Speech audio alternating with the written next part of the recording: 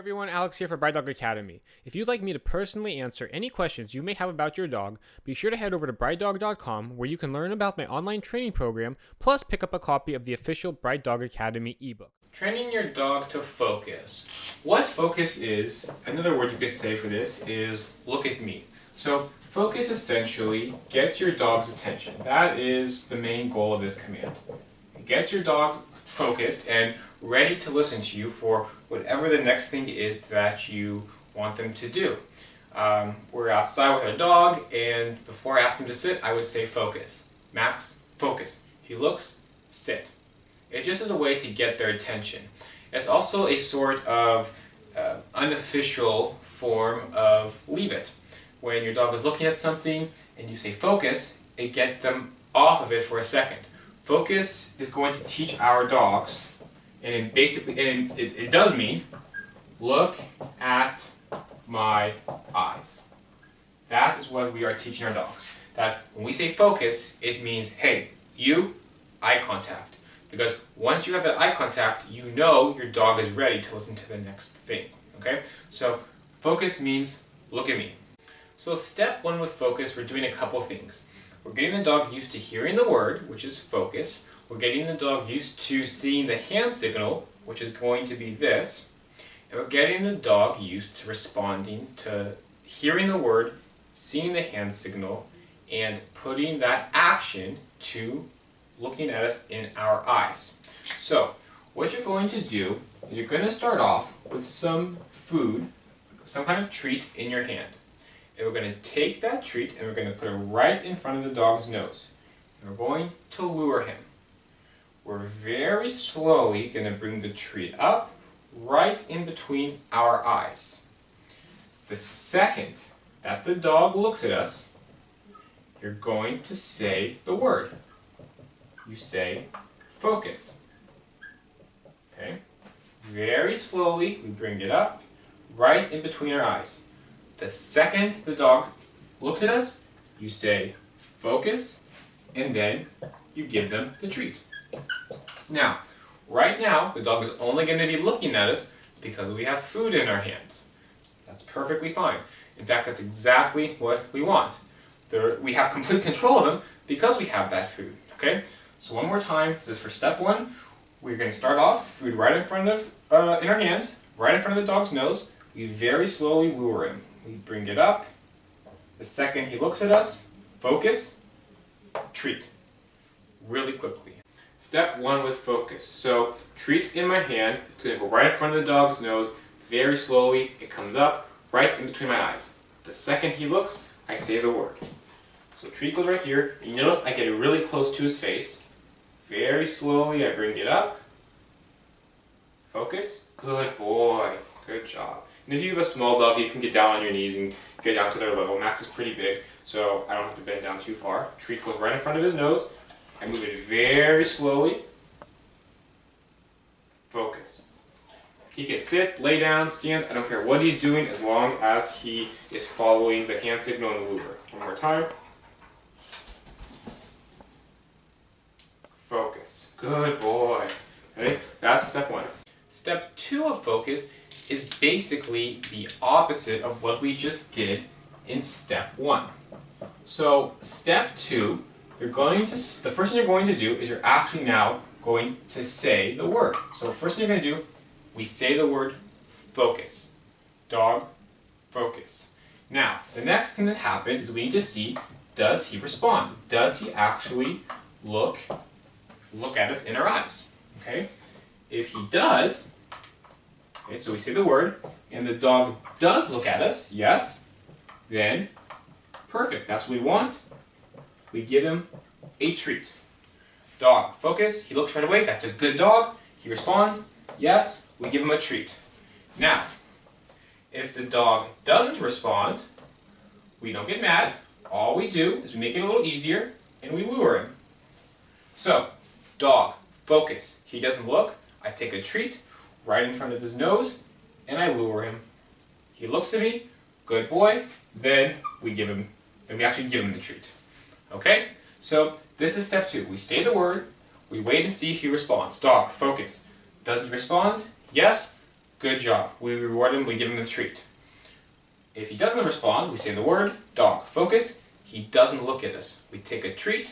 If he didn't respond, we lure him. The second he looks, good boy, and we give him the treat.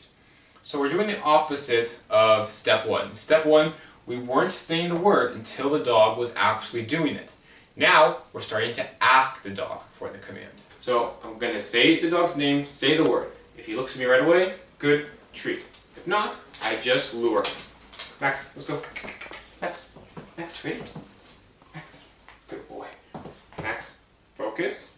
He's not looking at me, so I lure. Good boy. Good boy. Max, focus. Good. Good boy. That time he's looking in my eyes. Good. Max, focus. Good. Focus. Not quite. So, I lure. I don't repeat the word, I only say it once. So step 3 with focus is very similar to step 2. But now what we're going to do is start weaning away the food as a lure. So, step 3 starts off the same way as step 2. We're going to say the word focus. Dog, focus. Does he respond?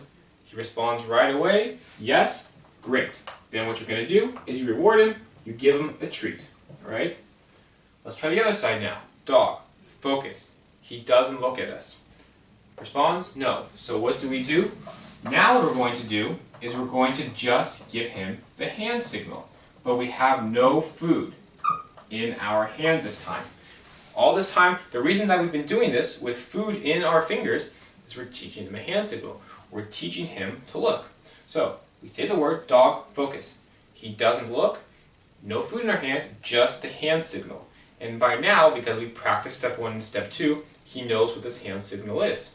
So he's going to follow the hand signal. The second he responds to the hand signal, that's a good boy, we give him a treat. So, step 3 is similar to step 2. The only difference is that if he doesn't respond, we're no longer luring him with food. Now we're just giving him the hand signal as a reminder. Alright?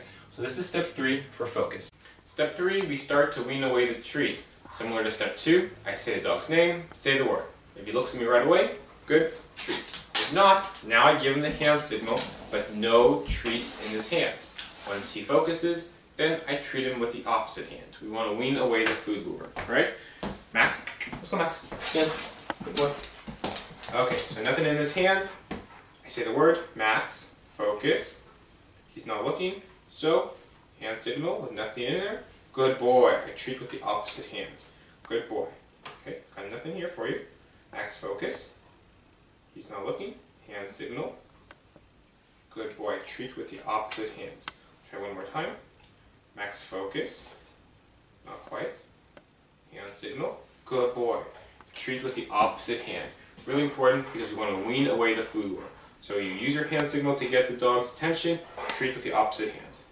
So step 4 with teaching a dog to focus is where we start teaching the dog to generalize and to respond to the command no matter where he is. Okay? Because dogs do not generalize naturally. If you've only been practicing this command at home, in the living room, on carpet, when you take the dog out to the beach, let's say, he's not going to have the same level of the command. If you've been inside and you've been on step 3 and the dog's got it down perfect, you say the word, he looks at you right away and you give him a treat, you don't have to lure him, then that means he knows it in that area. But now we need to get the dog to generalize in different places.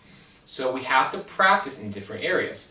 We're going to practice in this order. First, we're going to start off at home, right? Until your dog is at home and can do it perfectly with no distractions. Step 3, we're not going to move on. Once he's perfect at home, we move on to, going outside, somewhere like the front yard. That's a good place to start. Now there's people going by, there's cars, there's more sounds, there's more distractions, okay?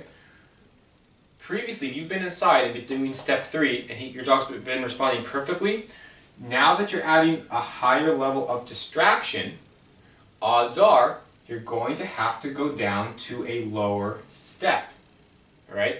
We're going to have to practice just like we went inside from step 1 to step 2 and then from step 2 to step 3. Now that we're outside with a higher level of distraction, we want to make sure that the dog always succeeds. So if your dog was previously doing step 3 inside, now that we're outside, if he's not able to do step 3, then that's okay. You might have to go back down to step 2 and practice the way we did in step 2, but now doing it outside in a new environment. Maybe he can't even, he's not even at that level of step 2 in the front yard. That's okay. We go back down to step 1. And now we practice all over again in a higher level of distraction. And we do this until we're in the front yard and we're back to step 3. Once we're back at that level of step 3 in the front yard, we have the distraction again. So then we go to a park, a people park. And now we're at a people park, and okay, we're trying step 3 at the people park because our dog was doing step 3 at home. He was at step 3 in the front yard. We get to a people park, and now there's so much distractions, we gotta go back down a step. We gotta go back down to step 2. And then we practice, and sure enough, we get back to step 3, and now that he's got step 3 in the park, now we can go to a higher level of distraction. We can go to a dog park, something even higher level, okay? And you can do intermediate steps in between, you know. You could go from front yard to a park to a pet store before a dog park, different distraction levels. But the goal here is that we always want to set up the dog to succeed. And when you up the level of distraction, the environment around them, even though they might be doing the command at a higher level in a lower level of distraction, with a higher level of distraction, you might have to go down to a lower step of the command and practice that until you build back up to the previous level, okay? So keep this in mind that step 4 now is basically teaching the command for the rest of the dog's life. That wherever you are, you try to practice the command. And if your dog isn't getting it with that one step, go to an easier version of the step, easier version of the command, a previous step, so your dog can succeed in it.